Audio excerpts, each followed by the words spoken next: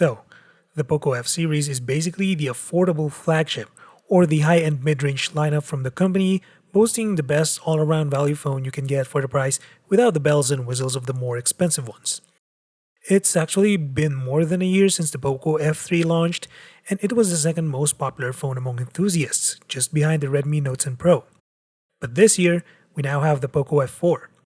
If you have been following the tech news, you already know that the POCO F4 is basically a refreshed version of the POCO F3, mostly from the outside along with some minor upgrades under the hood. But along with those upgrades are minor bumps in pricing.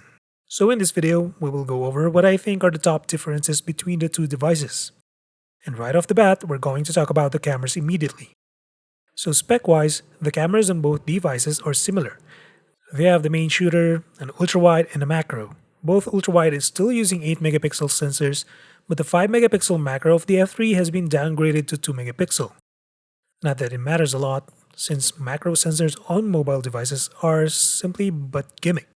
But the main sensor on the two are different now. So from the 48 megapixel Sony sensor of the F3, now comes the 64 megapixel of the F4 from OmniVision. Typically you would see a Samsung or Sony sensor, but no, this time POCO went with OmniVision. But aside from that, there's no optical image stabilization on the F4 or OIS. That feature might not be well highlighted on the spec sheet, but it makes a huge difference when it comes to both photos and videos. So despite the two devices using the same Snapdragon 870 chipset, the F4 is the only one with support for 4K at 60 FPS video recording. And thanks to OIS at the highest resolution and frame rate, your videos are stable even when using only your hands to compensate for the shakiness. But the second difference you need to take note of is the stock camera app. When you go to video and swipe down for more settings, the F4 is missing 3 toggles that the F3 has. There's no track moving object, no audio zoom, and AI camera. The two are basically self-explanatory, but the AI camera is basically a mode wherein the phone tries to make the camera capture brighter videos in low lighting. You also lose the frontal sound effect on the 20 megapixel selfie camera on the F4. Basically, it focuses the microphone on your voice to make it louder and clearer. Other than those, the special features brought by Xiaomi software are still here, like dual video, vlog mode, and movie effects among others. Third, the battery capacity and charging speed are slightly different. From the 4520 mAh and 33 watt charger of the F3, the F4 is now listed at 4500 with 67 watt charger. You can now top up this phone in just 38 minutes, which is a significant upgrade from the 52 minutes of the F3. Most of you probably won't bother with a speed upgrade, but for someone who has experienced 120 watts and 67 watts, 33 has started to feel slow to me. Fourth is the display. Not the technical aspect of the display itself, you're still looking at the same 6.67 inches AMOLED capable of 120Hz refresh rate, 1300 nits peak brightness in HDR, and all that good stuff that come with OLED technology. However, in the display settings, the F4 has removed 2 options, which are enhanced and original. Not that it matters to most people, but if you're that type of guy who tweaks the display color and temperature, well, there you go. Lastly, the design. So material-wise, these phones are identical. Both backs are using glass with plastic framing, but the POCO F4 drops the Gorilla Glass 5 branding, which is basically a special glass made for added protection against scratches and breaks. But glass is glass, and glass breaks. And you're most likely to put a case on these too. And of course, both are still rocking that IP53 dust and water splash resistance, so that's good. The most obvious change here is the form of the designs. So we're all familiar with the curvy and pebble-like design structure of the F3.